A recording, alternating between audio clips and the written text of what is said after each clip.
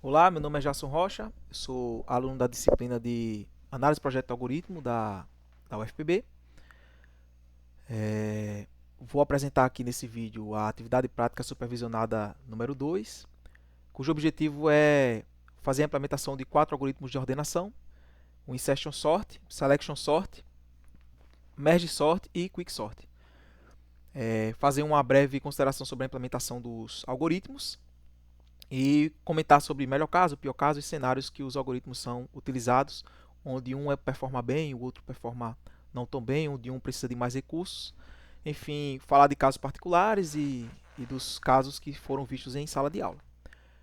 Inicialmente, eu vou falar um pouquinho sobre a implementação, começando pelo Insertion Sort. O Insertion Sort é um algoritmo que vai fazer a ordenação baseada em comparação, como todos os outros que vão apresentar aqui, que eu vou apresentar aqui. E ele vai ter uma complexidade linear, né, no, no melhor caso, e uma complexidade quadrática no pior caso. A ideia desse algoritmo é justamente escolher um pivô e comparar esse pivô com os elementos à esquerda dele, para poder saber se os elementos são maiores ou menores do que ele, dependendo de como você quer ordenar o seu vetor de entrada. No nosso caso aqui, nós iremos utilizar como um critério, né, de ordenação que a saída seja um vetor ordenado de maneira não decrescente. E aí a implementação do algoritmo vai permitir que eu faça essa comparação dos elementos antes do pivô. E se o elemento for maior, nesse caso, né, do que o pivô, eu faço a troca. O que é o pivô? Né? É o elemento que a gente escolhe para poder ser comparado com os elementos à esquerda dele. Então, aqui no algoritmo, na implementação dele, e em todos os outros algoritmos que eu fiz a implementação, eu vou passar dois parâmetros a mais do que os que foram vistos no pseudocódigo dos slides, onde esses parâmetros não interferem no que o algoritmo vai fazer. Esse verbose aqui é basicamente para imprimir essas linhas de depuração. Então ele espera um inteiro que é 0 ou 1. Se for 1, ele vai entender como verdadeiro e aí vai imprimir essa linha. Se for 0, ele não vai imprimir. No caso, para todas as chamadas, eu estou passando ele como 0. E esse tipo estruturado aqui, que é o métricas, que ele vai servir para a gente poder fazer o incremento das... Tem um atributozinho nesse tipo estruturado que é chamado de comparações, e aí ele é um inteiro e a gente vai poder fazer incrementos nesse atributo, né, desse tipo estruturado, né, desse objeto, a gente pode entender como um objeto. E no final, para cada execução de cada algoritmo, a gente vai ver quantas trocas ele fez, quantas comparações ele fez. Então é para isso que serve esse outro atributo, esse outro parâmetro que eu coloquei no final dos algoritmos. Todos eles vão ter. E aí então todo mundo vai pagar esse custo, não vai ter algoritmo melhor ou pior porque soma numa parte ou não soma em outra. Todos vão fazer isso. Então dessa forma a implementação do algoritmo é bem simples, né? Eu escolho um pivô e aí o índice desse pivô aqui eu inicializei ele como 1. E aí eu vou ter uma outra variável inteira que vai marcar um outro índice, que vai ser os elementos que eu vou poder comparar com ele. E eu tenho um laço externo, que vai ser o laço que vai percorrer todos os elementos do vetor, né? Do primeiro, do segundo elemento no caso. Então vou ter n-1 elementos analisados como pivô. E vou ter o outro índice que vai ser os elementos à esquerda, né? Então enquanto esse esse valor aqui do J representar um índice válido dentro do meu vetor, eu vou fazendo essa comparação aqui. Se o elemento for maior do que o pivô, então eu vou fazer as trocas, né? Então quando eu fizer essa atribuição que vai ser a troca, pagar esse custo da troca, eu vou incrementar aqui essa variável trocas para no final da execução a gente poder observar quantas trocas e quantas comparações a gente fez. Partindo para o próximo, seria o Selection Sort. Nesse caso aqui, a lógica dele é um pouquinho diferente. Eu vou determinar um mínimo global. Vou dizer, ó, o elemento na posição tal é o menor elemento. E aí eu saio comparando, procurando algum elemento menor do que ele, dentro do vetor.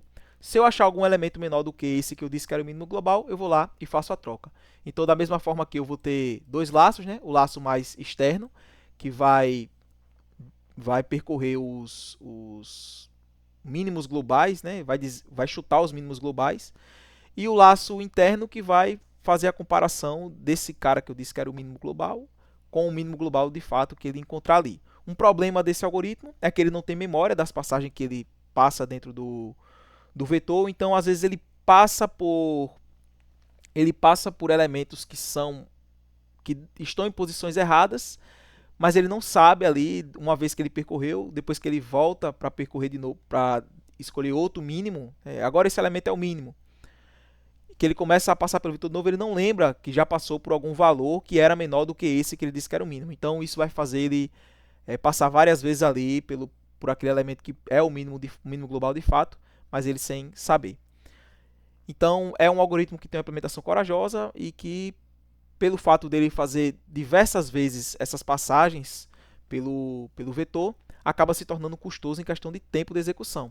Então, nesse caso aqui, ele no melhor e no pior caso, ele tem complexidade quadrática, né, como a gente viu em sala de aula, e fazendo a determinação por contagem de passos e por contagem de passos, né? Aí depois a gente faz a análise assintótica.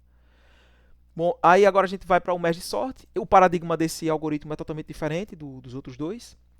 Ele vai comparar também os elementos, mas aqui no caso do merge sort, ele vai utilizar o paradigma da divisão e conquista, onde você vai receber um vetor com tamanho n, e aí você vai dividir esse vetor ao meio e vai fazendo essas divisões. Você dividiu o vetor ao meio, agora você tem duas partições ali, e aí você vai pegar essa partição e dividir ao meio de novo, até que você tenha um vetor de um único elemento, e depois você sobe comparando os elementos de cada vetor para poder fazer a recombinação. E aí quando você faz essa recombinação, você resolveu o subproblema, e a soma dessas resoluções aí vai resolver o problema geral que a gente colocou, né, na entrada. Então a ideia dele é essa, né? Basicamente ele vai dividir o problema em subproblemas e depois vai fazer as recombinações. Como ele faz essas recombinações? Ele vai fazer cópias dos vetores que vão ser mergeados, né, que vão ser juntos dos subproblemas, e vai comparando os elementos e atualizando os índices de comparação do primeiro elemento, do segundo elemento, para poder fazer as trocas e colocar de fato o elemento menor na posição do vetor recombinado. Essas cópias que ele faz vai trazer uma desvantagem para a utilização desse algoritmo, que é justamente que ele precisa de mais memória para poder executar, para ter a sua execução. Isso é observado como uma desvantagem, né, porque ele precisa desse recurso de memória para poder ter a sua eficiência, né? Então, na prática, apesar do merge sort ele não ter melhor nem pior caso, ele acaba se tornando muito eficiente por conta da maneira como ele foi implementado, né? Então o merge sort ele tem essa desvantagem, que ele vai fazer cópia dos vetores, que são vetores auxiliares, que vai ajudar ele a fazer a recombinação, né? Então ele vai olhando para essas cópias e vai ordenando o vetor de fato. Os outros algoritmos que eu mostrei, o insertion e o selection, eles fazem a ordenação em place. Então, ou seja, eles mexem exatamente no vetor que foi passado como referência lá na assinatura do método. Então o parâmetro que ele recebe é justamente onde ele vai estar mexendo. Então o merge sort ele vai fazer isso, vai dividir o vetor ao meio e vai subdividindo esse vetor. Depois ele vai fazendo as recombinações, né? Ele vai ter que precisar de fazer cópias, que são estruturas auxiliares, que ele vai fazer as comparações, e depois ele vai ordenando o subvetor para poder ir fazendo as trocas no vetor original, e no final você tem um vetor ordenado. Passando para o quicksort, esse daqui já é um pouco diferente. No quicksort você vai determinar um pivô, né? Aqui eu estou determinando o pivô como sempre o primeiro elemento, e aí com base nesse pivô você vai dividir o vetor em dois, onde todos os elementos à esquerda desse vetor desse pivô são elementos menores do que ele, e todos os elementos à direita desse pivô são elementos maiores do que ele. E aí você vai fazendo isso recursivamente. Sim, o merge sort ele usa também a recursão, né? Então o merge sort para poder resolver e o quicksort eles chamam a própria função, o próprio algoritmo recursivamente para poder fazer a divisão em subproblemas. E aí depois eles chamam essas funções auxiliares. No caso do merge sort ele chama o merge, né, que vai fazer aquela recombinação que eu já comentei. E no caso do quicksort ele vai chamar o partition, que é o que vai dividir o vetor no meio ali dos elementos que são maiores. À esquerda ficam os elementos menores e à direita seriam os elementos maiores do que ele.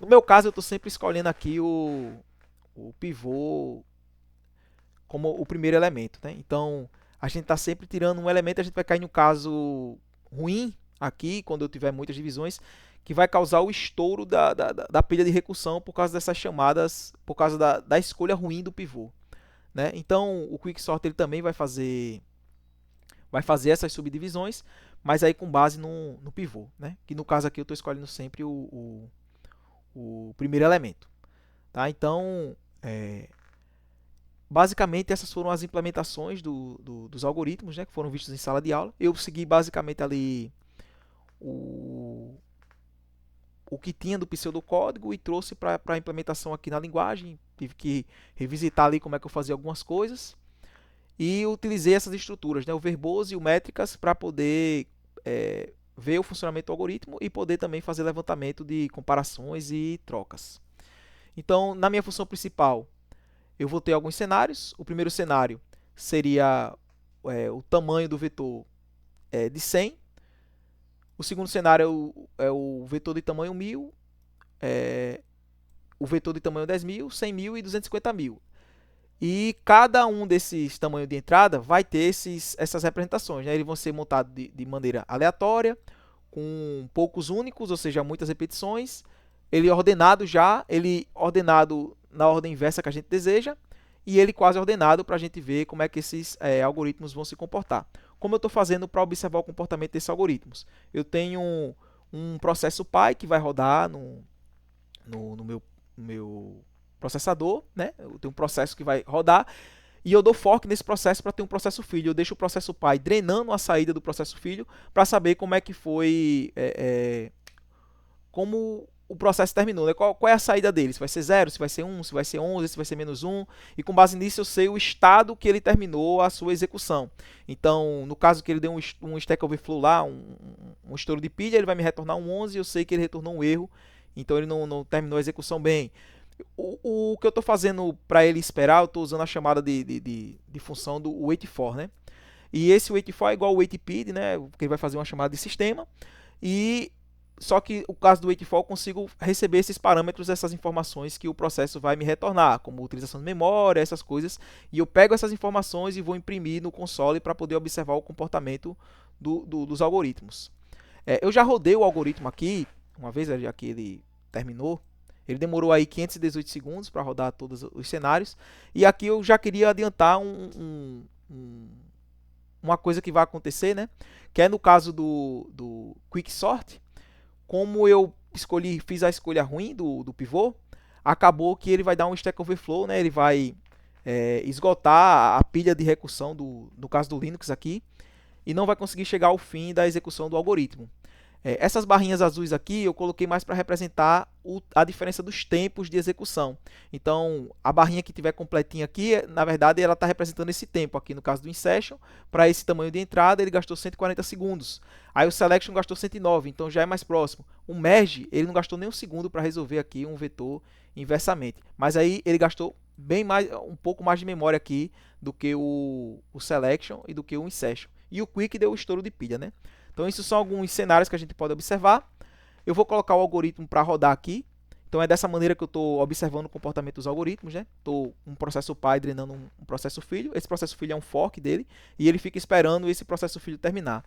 Todos os algoritmos vão esperar pelos outros para poder passar para o próximo cenário. Então, eu estou rodando 4 processos, mas se o merge e o quick terminar, eles não passam para o próximo cenário, eles esperam, esse tempo não é contabilizado, eles esperam o Insertion e o Selection terminar para poder passar para o próximo cenário.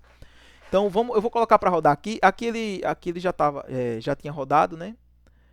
E aí a gente pôde observar o comportamento dele. Eu já fechei.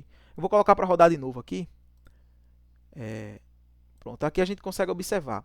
Tem essa ferramenta aqui, essa ferramenta de monitoramento que eu estou usando, que é o btop, que é basicamente o top do Linux encorpado, né? Tem o htop, que já foi uma melhora, esse aí é o btop.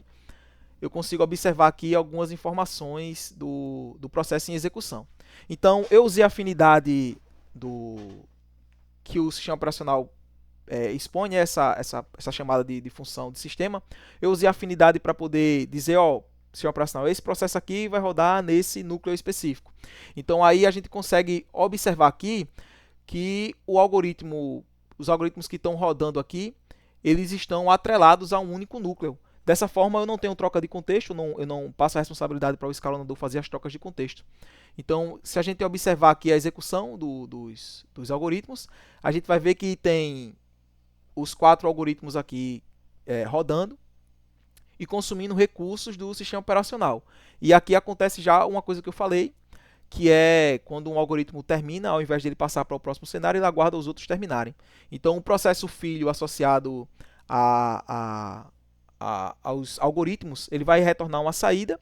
Depois que ele retornar uma saída, ele vai fazer essa leitura e guardar essa informação para utilizar nesse log aqui, que é a saída do nosso processo, né? Então, foi assim que eu separei ali os algoritmos para ver eles em tempo de execução, como era que eles estavam se comportando. Então, aqui a gente já pode observar alguns comportamentos. Por exemplo, no cenário invertido, o insertion para um tamanho de entrada de 100 mil, ele demorou 24 segundos para resolver. O merge demorou menos de 1 segundo.